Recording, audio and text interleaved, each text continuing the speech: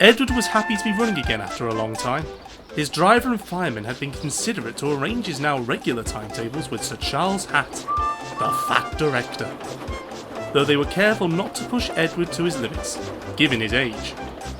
As the days passed, all of the engines had given Edward their full support. All except two, Gordon and another big blue tender engine. This engine had no name, only his number, 98462. Along with Gordon, 98462 had been brought to the railway on trial, and although he and Gordon had a great deal in common, both being boastful and cocky, 98462 never seemed to know when enough was enough.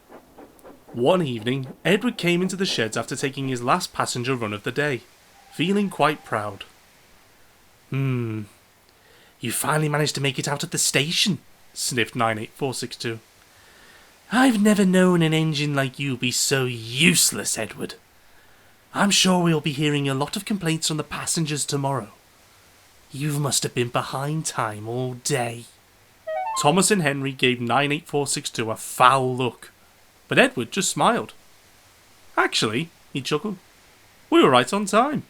I'm happy to be feeling useful again. The passengers seem to agree. Edward knew if he did not let 98462's remarks bother him, the engine wouldn't berate him for long, and soon enough, having given up on getting any sort of reaction out of Edward, he drifted off to sleep. With Edward now running passenger trains more regularly, the Fat Director had extended the timetable to run later into the evenings. This meant that Edward, Gordon and 98462 would now be running the island's main passenger services. Edward had his doubts, but he was determined to work his hardest. Fortunately for him, he ran the loop line, so he only saw the two big blue engines at the junction.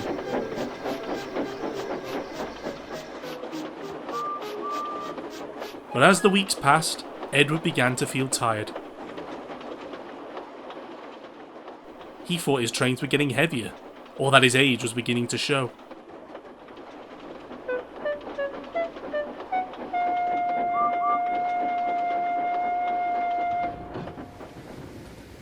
Thomas and Henry noticed this.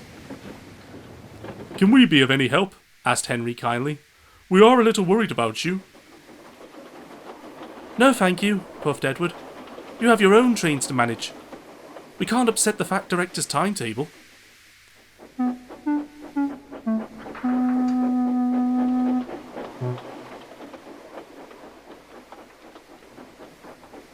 Little did the engines know, 98462 had been listening and had started making a plan.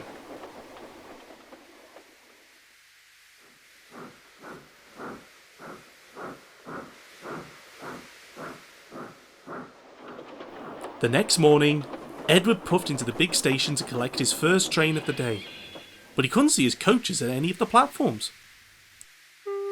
Thomas must have woken up late again, he thought. But before he could think of anything else, 98462 came huffing into the platform, with Edward's coaches coupled to his own. Edward couldn't believe his eyes. No need to fret, 98462 puffed smoothly. I'll be taking your train today. After all, given your state, we can't upset the Fat Director's timetable. And before Edward could say another word, the guard's whistle blew, and the sound of 98462's cackled laughter drowned his puffs as he steamed out of the station. Just as Thomas arrived, he had seen everything. You shouldn't let him treat you like this, Edward. It's not doing you any good.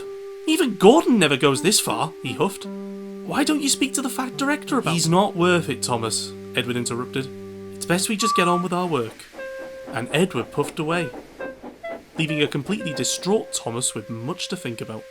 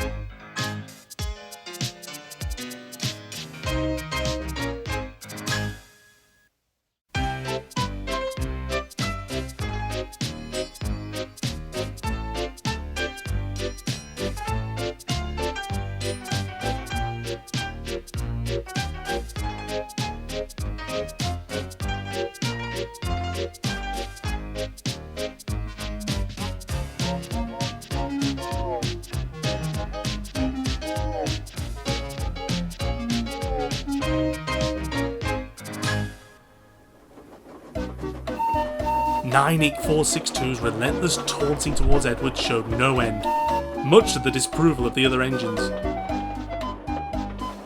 Though he couldn't care less, and kept on taking Edward's jobs as often as he could, leaving Edward very depressed.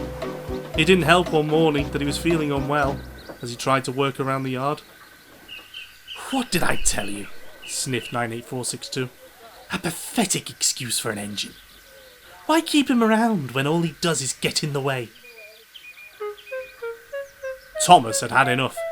"Edward helped build these rails that you're standing on," he fumed. "Without him, none of us would be standing here, including yourself." "He's a thing of the past," 98462 interjected, determined to make himself brutally clear. "Us bigger engines are faster, stronger, and more up to date than that old iron." And he steamed away, leaving the others speechless.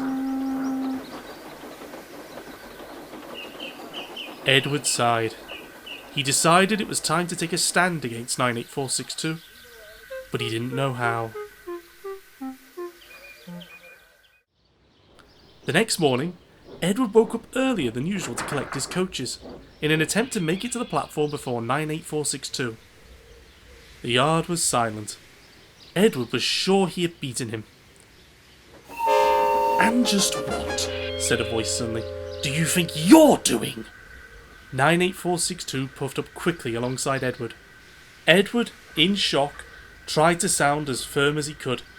"Collecting my coaches for my passenger train," he said. "I don't think so," growled 98462. "The place for old scrap irons like you is in the sheds, where you can be waited to be sent away. Or better yet, scrapped. Now, kindly move yourself away from my coaches." Edward, in a depressed state of defeat, did so. "And just what do you think you are doing?" bellowed a familiar voice. The fat director strode down from the signal box. He had seen everything. "I will not stand for this behaviour," he said crossly.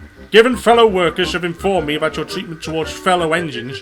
Furthermore, I've had several passenger complaints about uncomfortable journeys and being taken to the wrong stations."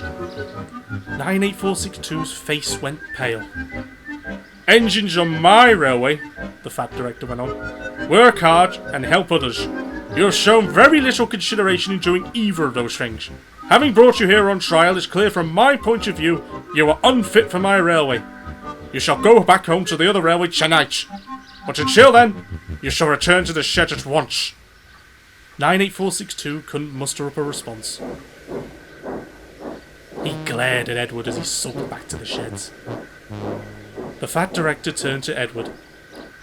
"You are one of my engines, Edward," he began, "and you must understand this. You might not think so, but you are not alone on this railway. If you need to talk, or you have any other problems, you must come and see me right away. Understand?"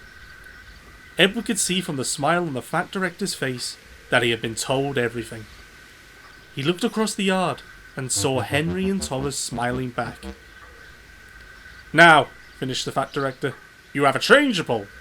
Afterwards, I would like you to have a long rest." "Oh, thank you ever so much, sir," sighed Edward. And as he set off, he felt his position on the railway secure, and had no more troubles from then on. That was until Gordon. But I shan't say any more, or I shall spoil the next story.